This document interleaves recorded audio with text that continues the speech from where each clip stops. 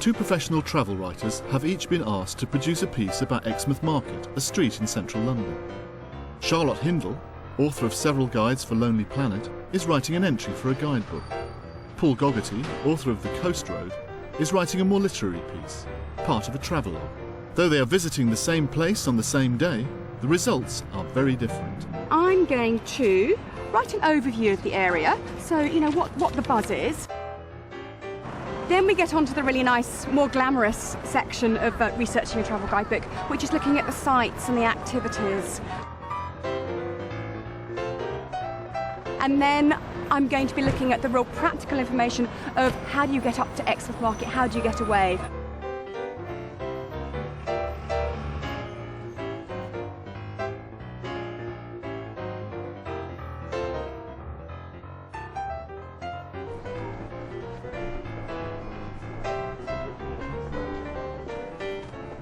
I'm so happy that we've got this. We've got a blue plaque up here, Joseph Grimaldi, and I know he was a clown. Now this gives me my boxed text. A boxed text is like it's a story that doesn't quite fit into the format of a travel guidebook, but it's something of real interest about the area. This is Cafe Kick, and this is in the middle of Exmouth Market, and it really is. It's a lovely little find. I just want, if you've got a business card, I could take this. Yeah, sure.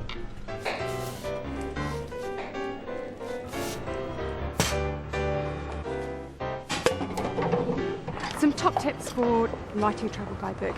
First of all, I'd say that everything that you write about needs to be well researched and it needs to be absolutely accurate. You also, though, need to conjure up a good sense of place, but you need to do that in the minimum of words. You also need to give an opinion that the people who are reading what I write, they want to know what I think because travel guidebook authors they've travelled the world, and so they can make good judgments. Put yourself in the shoes of the traveller. What's it going to be like for that traveller when they've just arrived somewhere? What is it that they're going to want to know? I've got everything I need. I'm off now to write up.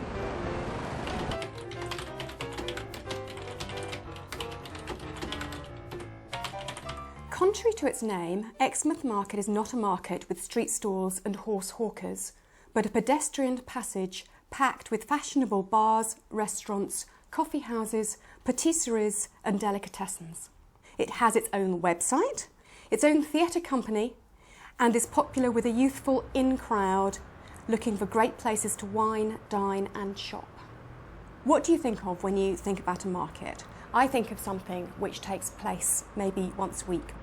I thought it was really, really important to say right from the beginning that isn't the case here. So I said, contrary to its name, Exmouth Market is not a market. I've used a little bit of alliteration here.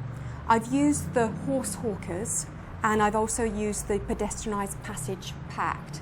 Now, you don't want to use too much alliteration, I don't think, because it's a tiny bit naff sometimes, but also it's quite nice in moderation, I guess, like anything. And it's quite nice when you start off a piece. So in a very, very few words, I think we've got the spirit of the place. People know what they're going to get when they arrive. Surrounded by an excellent network of transport options, if you can use this adjective to describe anything pertaining to transport in London, that's in brackets obviously, Exmouth Market is easy to get to whether you come by train, taxi, underground or bus. Because with travel guidebooks you are always trying to give practical information, you're trying to give detail, you're trying to give facts. There isn't a lot of room to go off into a nice fanciful world.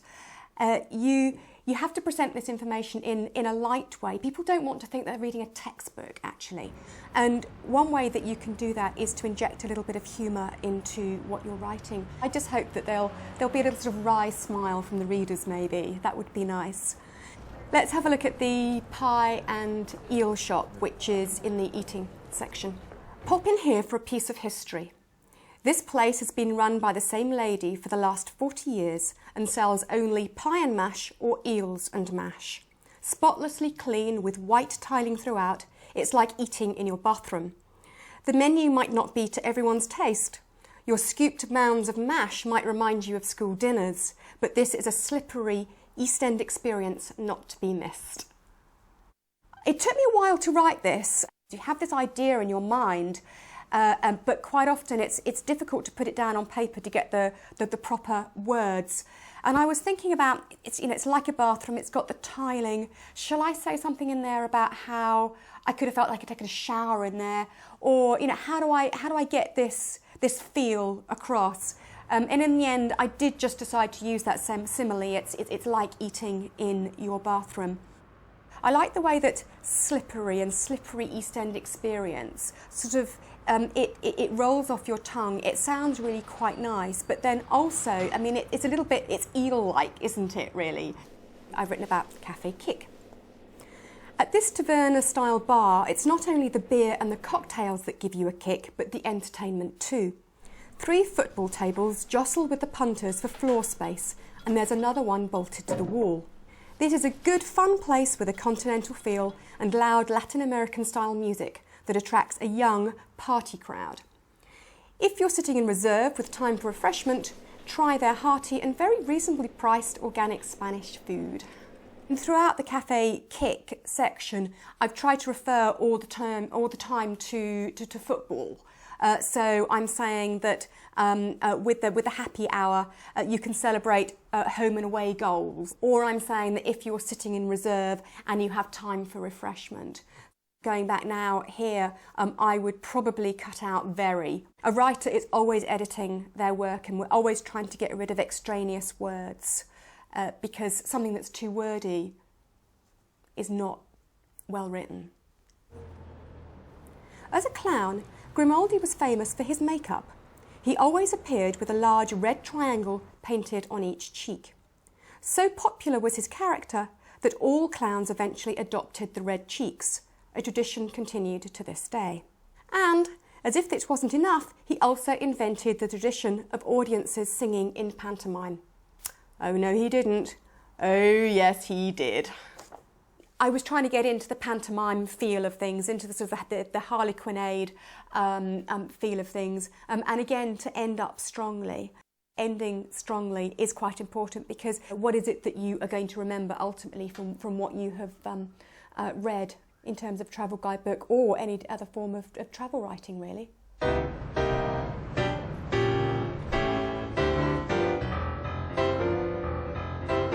Well, I'm here in Exmouth Market today because I'm working on a new book, a travelogue. Unlike a guidebook, where you maybe buy that guidebook before you go somewhere because you want the recommendations, with a travelogue, they're going to try to translate for you the experience of what it's like being in that place.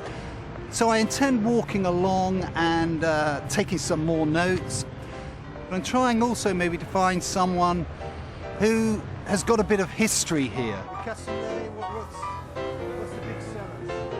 Supermarkets became available. My great-grandfather was a preacher. Before that was a church. He was, when it was a Spa Chapel, Sparfields Chapel. Do you remember anything he told? Well, no, I only have the photograph where he was, that was him. Thanks for your time. You're welcome. That's very kind.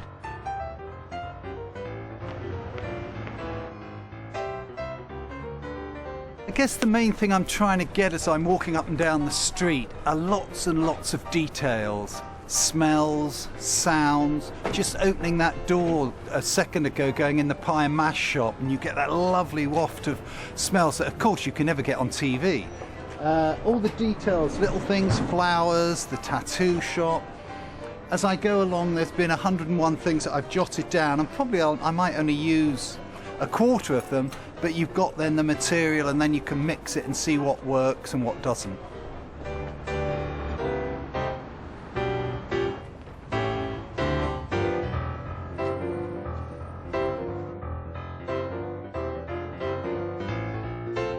I guess my top tips would be, it's like a novel. You've got to tell a story. And so rather than just talking about buildings, I definitely would start with some action, starting with something that's going on. A fight would be nice if one could break out. You need to think a bit about what tense you want to use, present or past. I use the present tense a lot because I think it makes a big impact that you absolutely get the reader there now. Well, I think I've got all the notes I need. All I've got to do now is start the writing.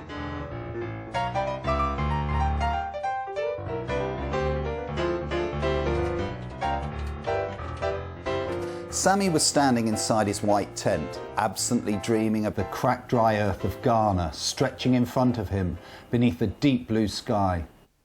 He stirred the pot, releasing into the air the heady aroma of pimentos, aubergine and pungent spices.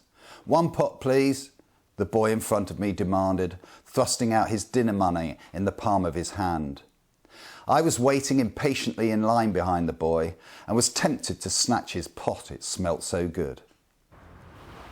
This was Exmouth Market in the heart of London, where Ghana, along with seemingly every other country, has relocated to sell its wares.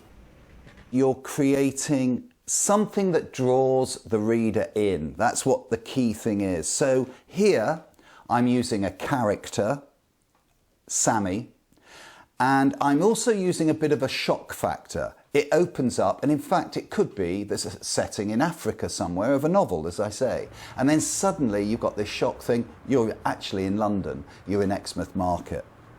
And so we've also got conversation, we've also got the author himself.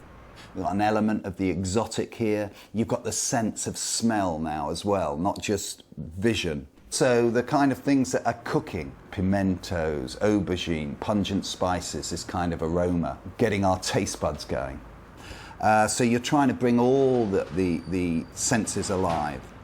Outside Sammy's tent, white snowflakes the size of butterflies drifted down beside a reward sign attached to an old gas lamp that offered £200 for the return alive of a lost tabby named Bertie. What we're doing here, it's almost like film. It's like a cinematic sweep down the street where we're picking up little details because we want to say certain things about them. And then I guess what's very, very important is imagery. As in poetry, we try to paint pictures with words. One strong image, for me, is worth 200 words of description or waffle. But that snowflakes the size of butterflies, we've all seen the cabbage white butterflies, that idea is a nice strong image, paints a picture. Then finally, I want to make some bigger statement about the importance of markets and this particular market to London. Markets have existed in this country for over 1,000 years and are still where you can catch a glimpse of the soul of a community. This is only about 300 words, and it's just to give a kind of flavour. We're trying to create, though, to bring everything alive, all the senses, the smell, the sight, the sound, conversation going on, snippets here, things we read, things in the window. So all your senses are alive and you're trying to paint this picture as clearly as you can. We are informing people. We're telling them that there is Exmouth Market. What we're doing is we're really trying to bring it alive. So it's an armchair journey.